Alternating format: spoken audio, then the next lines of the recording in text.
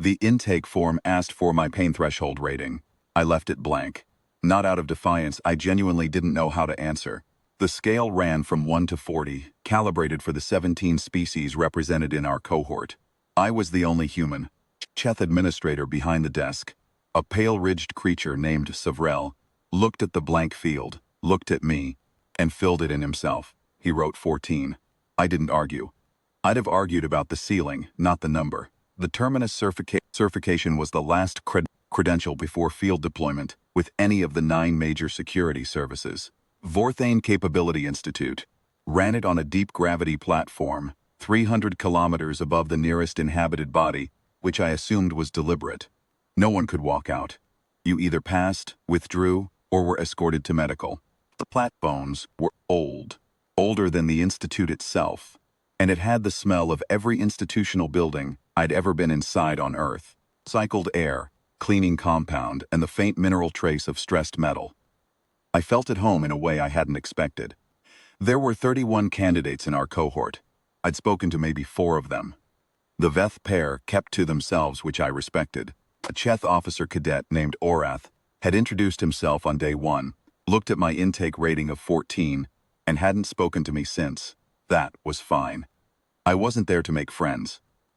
I was there because a clerical error at the Vorthane regional office had processed my application under a standard resilience organic classification, and by the time anyone noticed I was human, I'd already passed the preliminary screening and paid the registration fee. The Institute's refund policy did not cover enrollment errors originating with the applicant. I'd read the policy 3 times to be certain. Savrel briefed us on the Terminus trial the morning of day 3, in a room that smelled like ozone and old decisions. He stood at a lectern that came up to his collar and explained the system with the flat efficiency of someone who had explained it many times before. The trial was not a test of strength or speed, he said. It was a test of capability threshold, the point at which a candidate's physiological systems indicated that continuation would produce non-recoverable damage. The trial architecture read those signals in real time. Cortisol cascade patterns, neural stress markers, skeletal load tolerance, tissue damage indicators. When a candidate hit threshold, the system registered it, opened the withdrawal gate, and the candidate stepped through. No shame in it, Savrel said. Threshold was threshold. The trial was designed to find it, not to punish it. He paused there, in the way that people pause when they want the room to feel something. Most of the room did. I thought about the 6 weeks I'd spent inside a collapsed processing facility on Earth's northern continent, running accident investigation in spaces that were still actively failing. My threshold signals had been firing continuously for most of that job. I'd learned to treat them as ambient noise. The trial ran in 5 stages. Stage 1 was atmospheric, a pressure chamber cycling through conditions that would produce acute discomfort in oxygen-dependent species. Sat in it for 40 minutes. My ears rang. My sinuses made their objections known.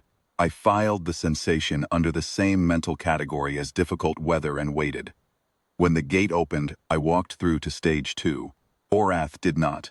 I watched the system usher him through the withdrawal corridor with clinical courtesy, the gate sealing behind him before he'd fully processed what had happened. Stage 2 was load. Stress course built into the platform's lower deck, where the grav plating ran at 2.5 times standard. My knees had opinions. I had operated on 2.5G job sites before, not for pleasure, but the work had needed doing. I moved slowly, and I moved deliberately, and I kept moving. My threshold indicators, I learned later from Savrel's post-trial report, had entered the red band inside the first 4 minutes. I was in stage 2 for 22 minutes. The Veth pair withdrew at the 17-minute mark, together walking out with the composed dignity of people who had decided the credential wasn't the cost. I didn't fault them, I had different math. Stage 3 was thermal, I won't catalog it. My threshold indicators went past the band into a range the system classified as withdrawal mandatory. The gate opened automatically. I stood in front of it for a moment, because I needed a moment, and then I stepped back from the gate and returned to the course. The system opened the gate 3 more times during stage 3. I stepped back from it 3 more times. On the 4th opening I walked through, not because the system had broken me, because stage 3 was over, and the gate to stage 4 was the same door. This is where Savrel got involved. He was waiting in the corridor between stages, datapad in hand, with the expression of a man whose instrument was giving him readings he didn't have a reference for. He told precisely and without alarm that my physiological indicators had registered 5 separate withdrawal mandatory events, Chile, during stage 3, and that the trial architecture had logged all 5 as completed withdrawals on my file, which meant I was technically no longer a candidate in good standing and could not proceed to stage 4. I asked him where it said that in the enrollment documentation. He looked at his datapad. He looked at it for a while. The withdrawal mandatory protocol, he explained, assumed that a candidate who crossed the mandatory threshold would exit through the withdrawal gate because that was what withdrawal mandatory meant. The trial architecture had opened the gate. The gate was the withdrawal. The system had no additional mechanism for compelling exit because, in 11 years of terminus trials at Vorthane, no candidate had ever been required to use one. I told him I understood the design intent. I asked again, where it said that returning from the gate mouth constituted a formal withdrawal, as distinct from standing in front of a door. He was quiet for almost a full minute. The platform hung with the sound of stage 4, beginning for the 3 candidates who had made it, stages 1, 2, and 3 without hitting mandatory. Through the wall, I could hear the distant percussion of whatever stage 4 involved. Savrel made a notation on his datapad. He told me he was flagging my file for manual administrative review and that, pending that review, I was not barred from continuing. He said this carefully, in the tone of a man choosing each word because the alternative words led somewhere he didn't have a map for. I thanked him and went through the door to stage 4. Stage 4 was impact. Automated strike systems calibrated to each species' structural tolerances. Mine were calibrated to a standard resilience organic at rating 14. Savrel had filled in, himself, which was optimistic. I took the hits. Some of them I saw coming. The ones I didn't see coming were educational. My threshold indicators entered the withdrawal mandatory band inside the first 3 minutes and stayed there. The gate opened. I moved away from it and kept working the course. By the time I cleared stage 4, I was the only candidate left. The 3 who had made it past stage 3 had withdrawn during stage 4, one after another, the gates opening and closing with quiet mechanical courtesy. I walked through the stage 4 exit into the staging area for stage 5 and sat down on a bench to wait. Because my left knee was doing something it shouldn't have been doing, and I wanted to give it a few minutes. Stage 5 was endurance, a sustained stress environment, all systems running simultaneously. Pressure, load, thermal, impact, at reduced individual intensity, long duration.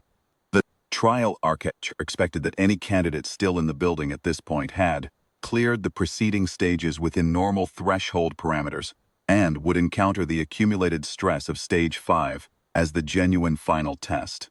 I encountered it as a familiar kind of Tuesday. I finished stage 5 in 1 hour and 40 minutes. The final gate opened, walked through it into a debriefing room, where Savrel was sitting at a desk with his datapad and an expression I could not read, which was common with Czech administrators, but felt different this time. Less neutral. More like a man who had been sitting alone with a problem for several hours and had arrived at no resolution. He told me my physiological indicators had registered 23 withdrawal mandatory events across the 5 stages. I said that sounded about right. He told me the trial architecture had, by its own internal logic, classified me as withdrawn 23 times and re-enrolled me 23 times, which had produced an enrollment record that his system had no existing template for. I asked if I had passed. He looked at his datapad. He looked at me. He made a notation, a long one, longer than the previous notations, and then he stamped the file. He told me my certification was provisional, pending a review of the trial architecture's threshold protocols, and that my file had been flagged with the notation threshold non-predictive and forwarded to the next processing tier. He handed me the stamped documentation across the desk. I thanked him, folded the papers, and put them in my jacket pocket. I stood up, took slightly longer than it usually did, and walked to the door. Behind me, Savrel said, "Not to me, I don't think," out loud. It kept showing up. I didn't turn around. That was the whole of it, really. The trial had a system for knowing when something was done.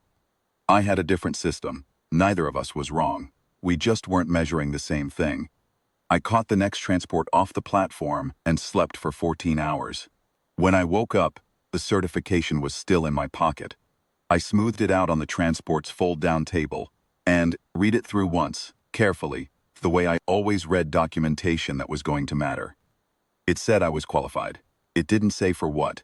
That seemed about right too.